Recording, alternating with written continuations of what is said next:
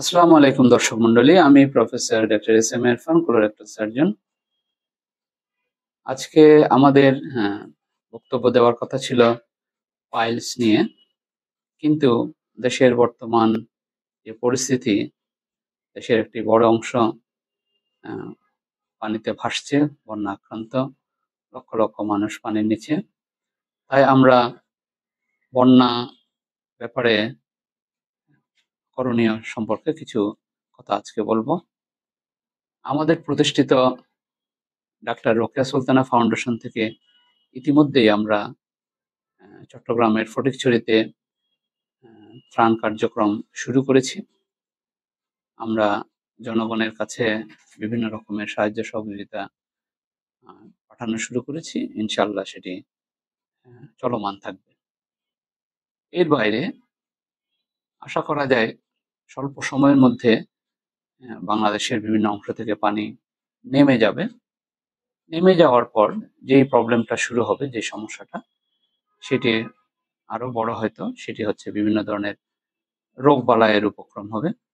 সেই রোগ বালাই সম্পর্কে আজকে আমরা জনগণকে কিছু সচেতন করার জন্য কিছু কথা বলবো।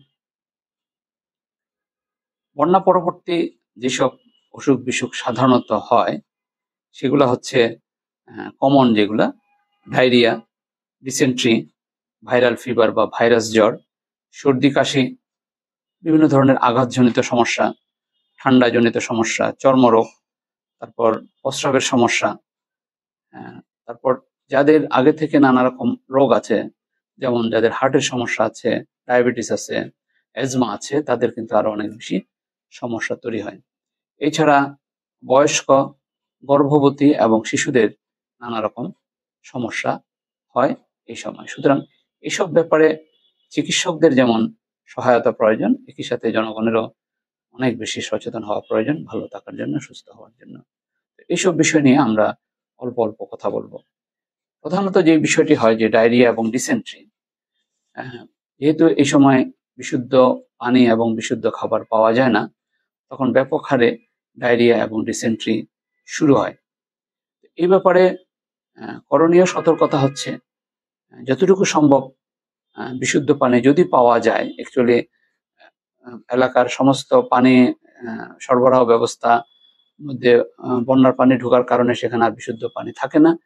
বাইরে থেকে বিশুদ্ধ পানি নিয়ে সেটা ব্যবহার করা সুযোগ থাকলে সেটা করতে হবে। দ্বিতীয় হচ্ছে, যদি ফুটানোর সুযোগ থাকে সেটা ফুটিয়ে অবশ্যই পান করতে হবে। তৃতীয় হচ্ছে, কিছু ওয়াটার পিউরিফাইং ট্যাবলেট পাওয়া যায়। বর্তমানে বাংলাদেশে আমরা দেখছি যে এটার খুবই ক্রাইসিস, যেহেতু দীর্ঘদিন বন্যা হয়নি, ওষুধ কোম্পানিগুলো বানায়নি, কিন্তু এখন বাজারে পাওয়া যাচ্ছে না। তো আমি আশা করবো ওষুধ কোম্পানিগুলো খুব দ্রুত এগুলো বানানো শুরু করবে।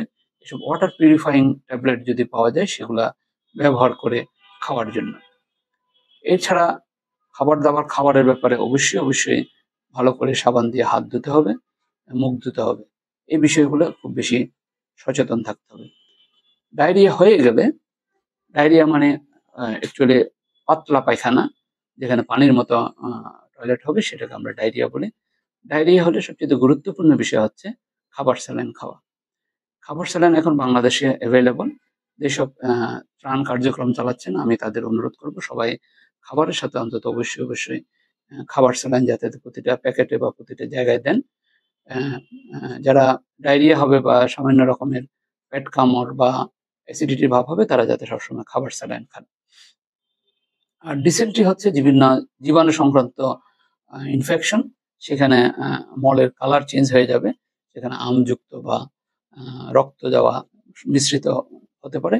সেখানে অবশ্যই ওষুধ লাগবে, এবং এই ওষুধ অবশ্যই চিকিৎসকের পরামর্শে নিতে হবে। যদি এরকম কোনো সমস্যা হয়, নিকটবর্তী যদি কোনো চিকিৎসক বা চিকিৎসা কেন্দ্র থাকে, রোগী সেখানে অবশ্যই অবশ্যই যাবেন, কারণ এই রোগের চিকিৎসা সাধারণ মানুষের পক্ষে করা সম্ভব নয়। সুতরাং ডায়রিয়া এবং ডিসেন্ট্রি, যেটা মোস্ট কমন, সেই দুটো রোগের চিকিৎসা আপনারা সচেতনভাবে করবেন। তৃতীয় যেটি হবে, সেটি হচ্ছে ভাইরাল ফিভার। এই সময় ঠান্ডা পানিতে ডুবে থাকার কারণে এখন দেশের টেম্পারেচারও কম, যেটা ভাইরাস জ্বর, সেটা ব্যাপকভাবে হতে পারে। ভাইরাস জ্বরের সবচেয়ে কমন চিকিৎসা হচ্ছে যে শুধুমাত্র জ্বর কমানোর জন্য ওষুধ, যেমন প্যারাসিটামল ইত্যাদি খেতে হবে, সাথে প্রচুর পরিমাণে পানি খেতে হবে। বিশেষ করে স্যালাইন পানি, ওয়াটার। এই জিনিসগুলা ভাইরাস জ্বরের ক্ষেত্রে খেতে হবে।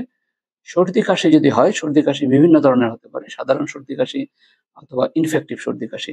ইনফেক্টিভ সর্দি কাশি হলে সেখানে অবশ্যই অ্যান্টিবায়োটিক লাগবে, সেটি চিকিৎসক দিতে পারবেন, অন্য কেউ পারবেন না। আর সাধারণ সর্দি কাশিতে সাধারণত গরম পানি খেতে পারেন। তারপর কিছু অ্যান্টিহিস্টামিন আছে, অ্যালাট্রল, ওরাডিন, এগুলা রোগীরা নিজেরা খেতে পারবেন। এবং যদি তাদের আগে থেকে সর্দি কাশি বা অন্য কোনো শ্বাসকষ্টের ব্যাপার থাকে, সেটা আগে থেকে তিনি যে ওষুধগুলো ব্যবহার করতেন সেগুলো বেশি বেশি করে ব্যবহার করবেন। ধন্যবাদ আপনাদের সবাই। বন্যার পরবর্তী রোগ বিষয়ে জনগণকে অবশ্যই সচেতন হবে। আরো অনেকগুলো রোগের নাম আমি বলেছি, আমি ইনশাল্লাহ আমরা পর্যায়ক্রমে প্রতিটা রোগের সম্পর্কে কিছু বলবো। স্থানীয় লোকজন এগুলো সম্বন্ধে জানবেন, সচেতন লোক আশেপাশে যারা থাকেন তারা জানবেন, যারা ভলান্টিয়ার, যারা বিভিন্ন রকমের সাহায্য সহযোগিতা নিয়ে উপদ্রুত এলাকায় যাচ্ছেন, তারাও যদি আমাদের এই কথা শুনেন, তারা অবশ্যই অনেক সহায়তা করতে পারবেন।